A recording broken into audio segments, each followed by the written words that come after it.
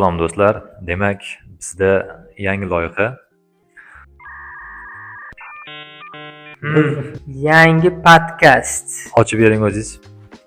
Assalomu alaykum qadrli demakingizga yarashgan Demak o'tmang. O'zingiz kanalingiz-ku.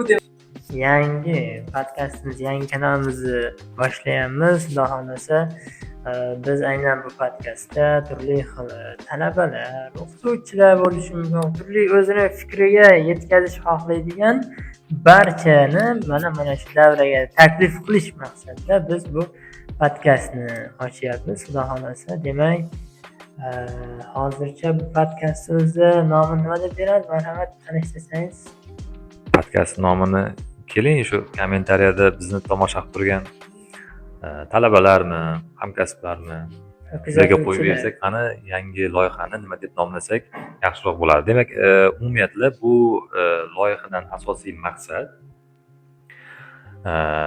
fikrni erkin bayon qilish uchun maydon yaratish. To'g'ri, podkastlar ko'p. Siz ham ko'p podkastlar kuzatasiz, bilasiz, tomoshabinlar ham bilishadi.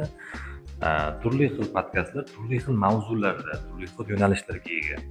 Bizniki ulardan nimasi bilan ajralib turadi desak, bizni podkastimizda istalgan inson, istalgan mavzuda bemalol o'z fikrini erkin bayon qila olish imkoniyati mavjud. Ya'ni ko'pchilikda fikr bo'ladi, qandaydir bir ichki savollar bo'lishi mumkin, turli xil mavzularga oid fikrlar bo'lishi mumkin, lekin uni aytishga maydon yoki suhbatdosh qaysidir ma'noda yoki bo'lmasa qandaydir tortinish, uyalish, biror bir narsadan olaylik qo'rqish degan tuyg'ular bor. Shularni birgalikda yengamiz va eng muhimi fikrimizni erkin bayon eta olish skillni shakllantiramiz. Mana shu kichkina lekin juda jiddiy maqsadlarimiz bor. Xuddi shunday, yana o'sha men sherigim aytib o'tganidek, bu o'sha maydon bo'lishidan tashqari asosan nima, erkin fikr bildirish joyi desak ham bo'ladi. Bizda so'z erkinligi bor, lekin undan keyin erkinlikka hech kim javob bermaydi. Вот это поворот! Xo'p, demak, biz davom ettirsak, xo'p, bugun demak biz boshlanishini ochib oldik. Ketdi.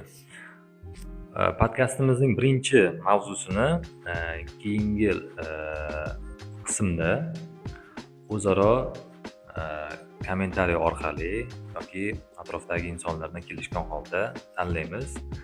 Menda taklif bor mavzu bo'yicha. Ya'ni podkastning birinchi sonidagi mavzusi, podkastimizda maqsadi bor o'zi. Shundan kelib chiqib, suhbat qurish natijasida erishiladigan yutuqlar deb olsak, nima deysiz? Okey, buni endi tarjima qiling gapingizni. Shu birinchi umuman suhbat qurish natijasida insonlar nimaga erishadi? Suhbatlashmaslik natijasida insonlar nimadan yutqazadi?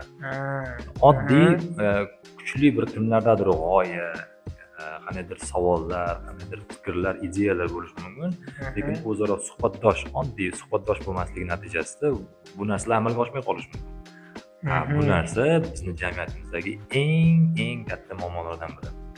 Bo'lib ham yoshlarda, ya'ni o'zini fikrini erkin bayon eta olmaydi yoki ularga qaysidir ma'noda ularni eshitadigan suhbatdosh topilmaydi. Aynan shu bizning maqsadimiz. Siz adashmasam bu suhbatimizda talabani kimnidir esladingiz-ku, o'zini fikrini aytolmaydi, o'sha voqeani eslasangiz. Shunday bir voqea bo'ldi. Ya'ni dars mobaynida bir talaba, o'g'il bola nega mavzuga tayyorlanib kelmaysan, mavzularni topshirishga kelganda oqsaysan desam, to'g'risini aytaymi dedi. Desam, uyalaman dedi. Ya'ni atrofdagilar meni fikrimni eshitib ustimdan kulishidan va qaysi ma'noda mazax bo'lishdan qo'rqaman deyapti. Hmm. Ya'ni unda shunaqa fobiya bor, o'zini fikrini bayon etsa, xuddiki atrofdagi insonlar uni ustidan kuladi. Hmm.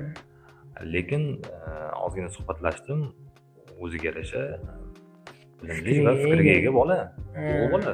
Hmm.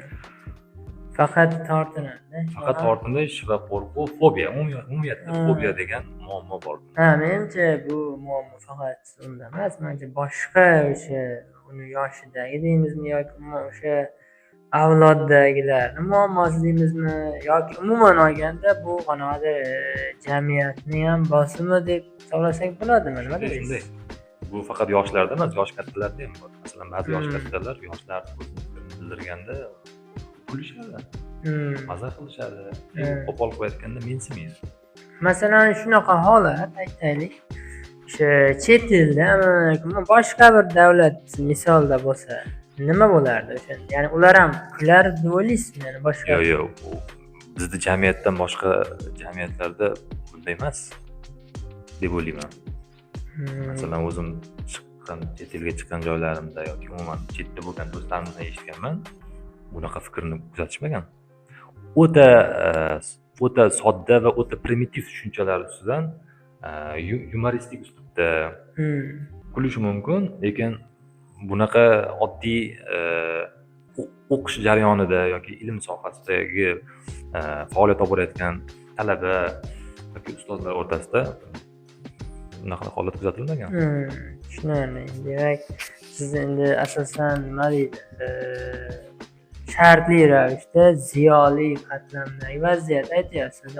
Aynan. Kundalik ko'chada bo'lgan. Yo'q, aynan ziyoli qatlamda bor bu muammo. Shunisi achinarli hol. Masalan, buni qanaqa masalan negativ yoki outcome deymiz, ya'ni oqibat nima bo'lishi mumkin masalan davom etsa?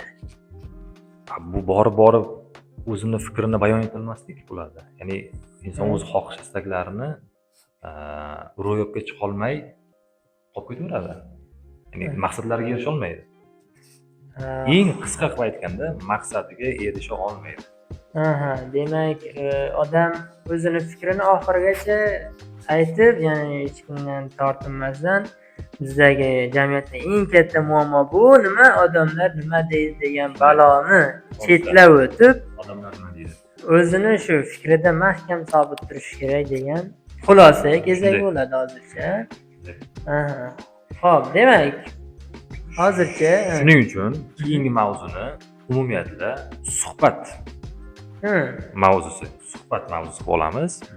Biz mehmonlar taklif qilamiz, ya'ni bu mehmonlarimizni hayotida atrofida uchraydigan mana shunaqa voqealar, ya'ni suhbat qurganda o'z fikrlari bilan o'rtoqlashganda nima natijalarga erishgan va uni yashirib, qo'rqib, uyalib tortinganda qanday muammolar bo'lgan, ustida suhbatlashamiz va albatta erkin fikrlarni bayon etishni xohlaymiz.